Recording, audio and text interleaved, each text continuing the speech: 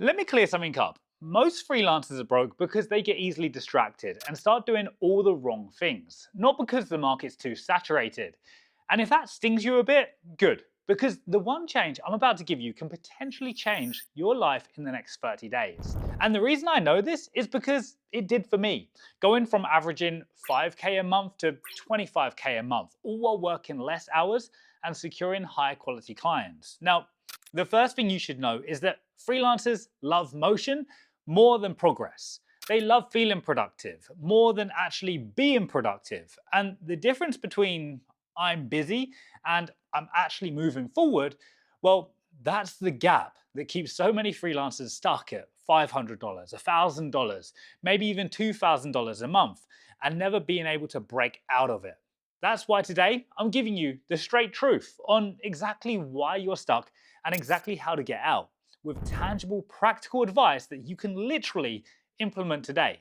And in case this video does resonate with you and you feel like taking that next step forward into creating a serious freelance business and scaling your income fast, then I run a 60-day freelance accelerator coaching program. I'll tell you a bit more about it at the end of the video, but for now, just know that the link's in the description.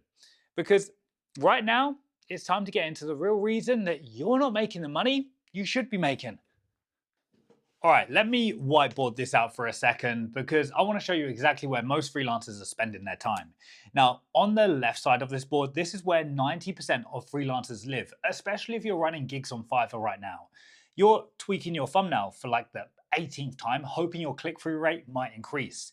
You're changing your bio again, trying to squeeze out that last bit of extra SEO. You're rewriting your description for the 11th time, convincing yourself that maybe this exact phrase is what it's going to finally take to get you ranked. You're watching more tutorials on YouTube, trying to find a secret hack to gaining clients.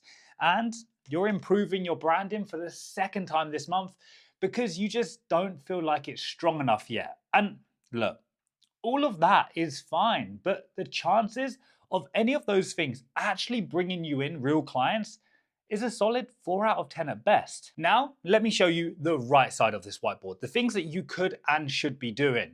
This includes messaging 5 or 10 potential clients, posting free pieces of valuable content to build your own personal brand and attract inbound leads, updating your offer so that it actually solves a pain point instead of just offering a generic service, creating actual value from the thing that you offer, and delivering your work faster and better so that clients come back immediately.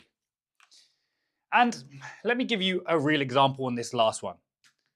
The speed of delivery. If your usual delivery time is 5 to 7 days, that's completely fine. But if a client orders from you and you deliver in 3 days, that same client can order from you again and again and again. Now, I've had clients place an order, I deliver, and within minutes, they'll go ahead and order another one. Why? Because the faster I deliver quality work, the faster they can move on their end and the more they trust me. Now, if I deliver in 3 days instead of 7, that client could easily order 10 gigs from me in a month. But if I'm dragging it out to 7 days on every single delivery, that opportunity drops to maybe 4 gigs in a month. And if I'm charging, let's say, $200 a pop, that's $1,200 I'm losing out on each month in recurring revenue from the same client. So, if you can do faster work with high quality, this is going to equal more orders and more money. So which side of the board would you rather be on? The side that feels productive but produces absolutely nothing? Or on the right side, where you could make a real difference to your finances and career? Now, let's say you're leveraging Fiverr right now, which if you're subscribed to my channel, then you'll know this is the route that I normally recommend for beginner freelancers, as it's exactly where I've had all my success from. If you feel right now that your Fiverr gigs and your whole profile is as good as it can be and nothing's happening, then it's time to stop waiting for something to happen and it's time to step outside the platform and find your own clients. Freelancing is definitely not a one-size-fits-all approach. It's a constant journey of testing different things, learning, pivoting, adjusting, and most freelancers just refuse to do that. They join a platform like Fiverr because they assume it's enough to just create a gig to get paid. But in reality, it's not. Not even close. Sometimes you need to find a different path. You need to adapt and experiment. You need to do more than the next freelancer is willing to do. How? I know if I start an account on, let's say, Upwork tomorrow, the grind I would need to put in and the low price projects I would need to take on in order just to start making a name for myself on the platform would be horrendous. But I know that's what it will take for me to become successful on the platform. So let me give you another hard truth. If freelancing is your plan B right now, you will never have a plan A. And that's why I call a lot of people potential freelancers, because they're only doing it part-time. And the truth is, the chances of it becoming a success when you treat it half-assed are really slim. Most freelancers say things like, I'll start taking freelancing seriously soon, or I'm waiting for my gig to take off, or when I get more orders, I'll invest more time. Listen, freelancing becomes your real income the second you decide it is, not when a client magically appears out of nowhere with a $2,000 project, and definitely not when you feel ready. Now, if you treat freelancing casually, it will pay you casually, $500 to maybe even $2,000 a month. And for some people, that's enough, and I get it. But if you want freelancing to genuinely change your life, like it did for me, you have to commit properly. Both feet, no half in, half out situation. Now let me hit you with another brutal truth. Most freelancers don't fail. They just quit way too early. They think they're not getting anywhere, but the reality is that the effort they're putting in is so tiny, it would be impossible to get anywhere with it. So here's what most freelancers do, and let me put this on screen for you right now. Week 1 and 2, they're motivated. They're excited. They're thinking, I'm gonna make 5K or 10K a month. This is gonna change my life. Week 3 comes and they get distracted. Maybe it's their job, maybe it's a new shiny idea, maybe it's drop shipping or trading or some new side hustle that popped up on YouTube. Week 4 hits and nothing's happening yet. So now the doubts start.